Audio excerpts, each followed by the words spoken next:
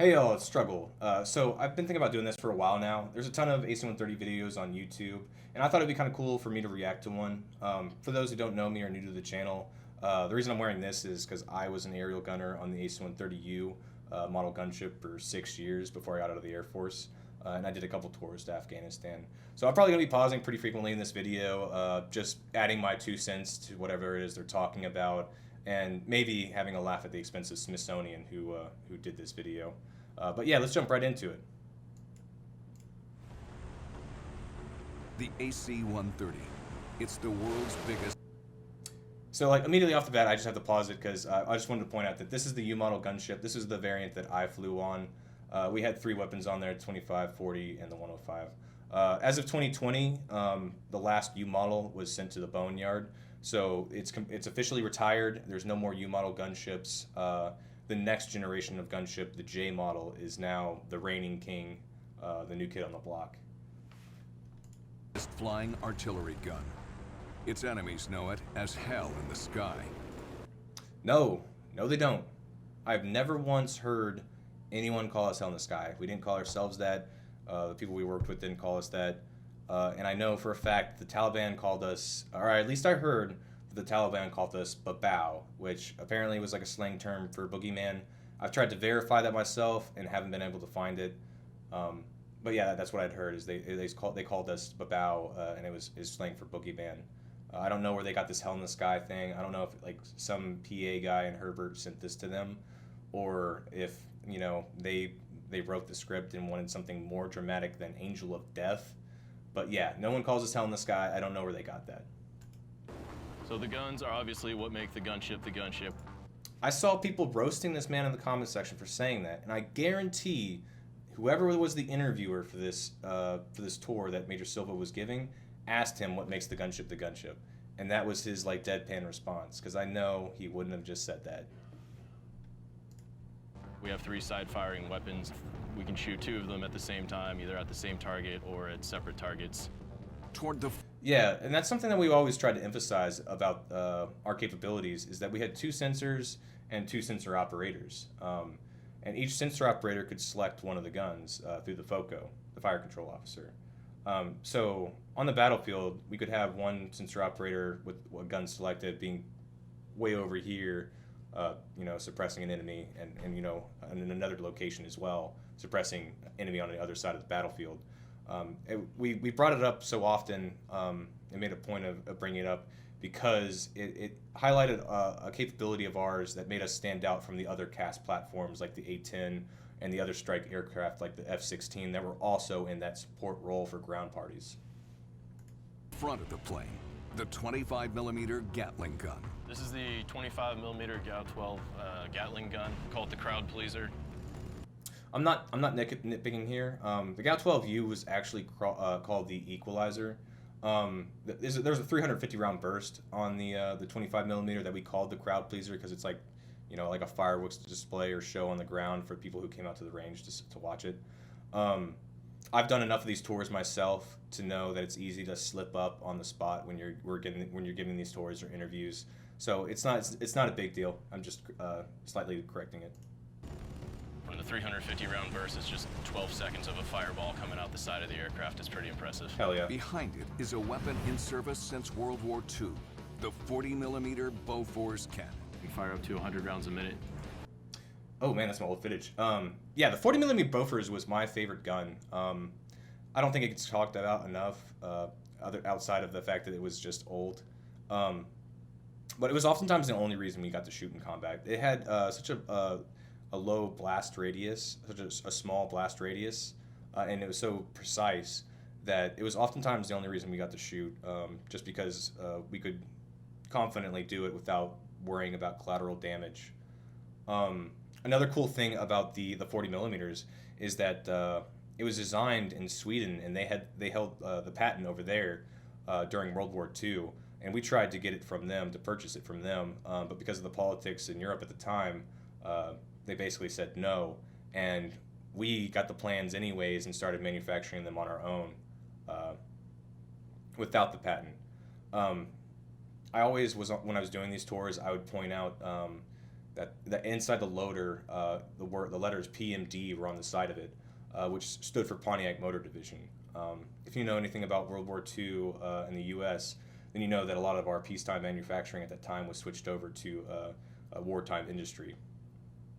So, General Motors was making, Shermans and Jeeps, I assume. I'm a little fuzzy on that. But the 40 millimeter Bofors was manufactured by Pontiac. I actually, it wasn't just the gun itself that was old.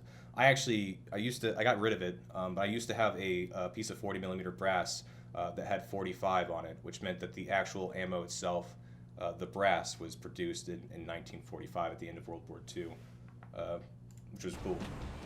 This is our most accurate weapon because of its low collateral damage. It's the one we get to fire the most in combat. In the back is the gunship's specialty, The 105. the deadly and ferocious 105. This is the 105 millimeter howitzer.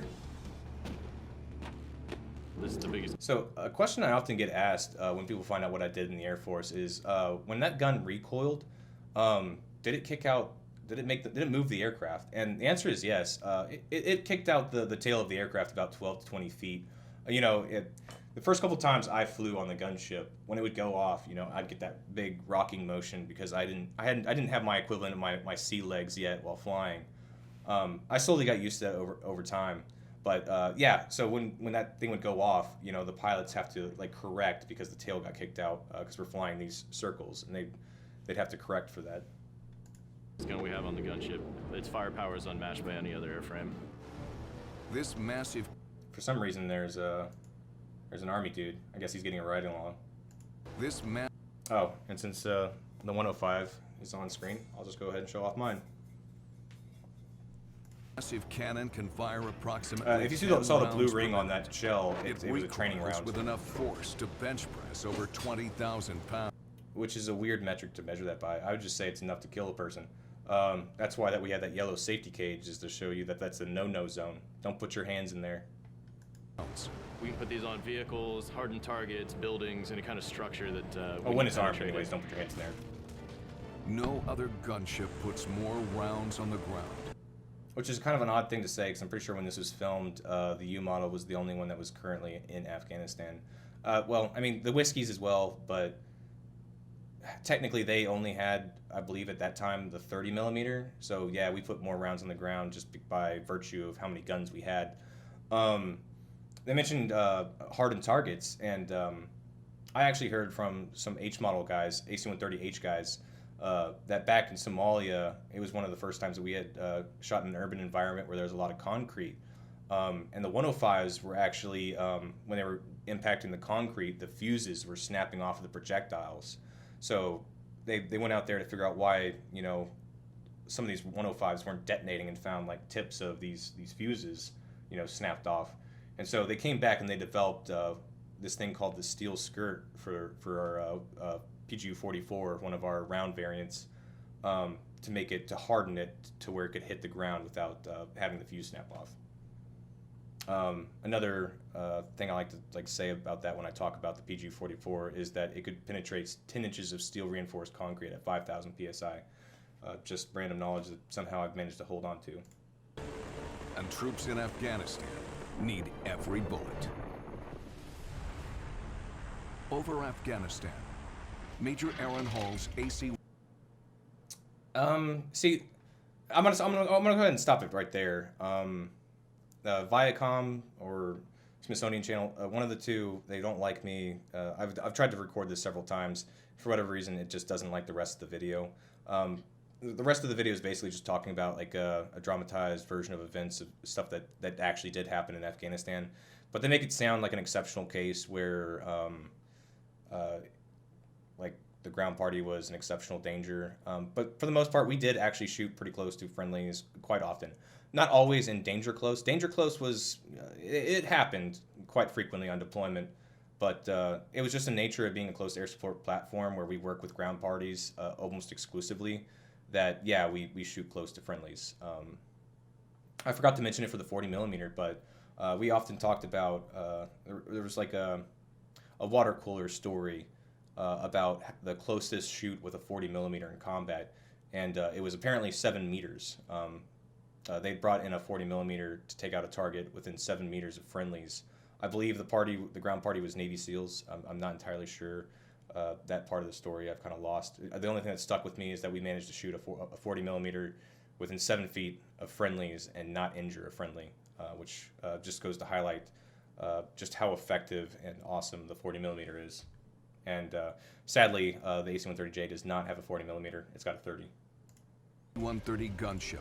Oh yeah, I said I wasn't gonna play anymore. So yeah, I'll go ahead and I'll end it there.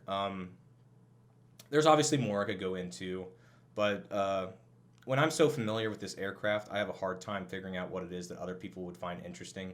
So if you guys want to know any more about the AC130, obviously stuff that I can talk about, I'm not going to say anything classified. Feel free to ask those questions in the comments. I might make another video on it, or I might just answer you there. If you are interested in following me on Twitch, I'll go ahead and link that and pin the comment. If you like the video, like and subscribe. And as always, peace.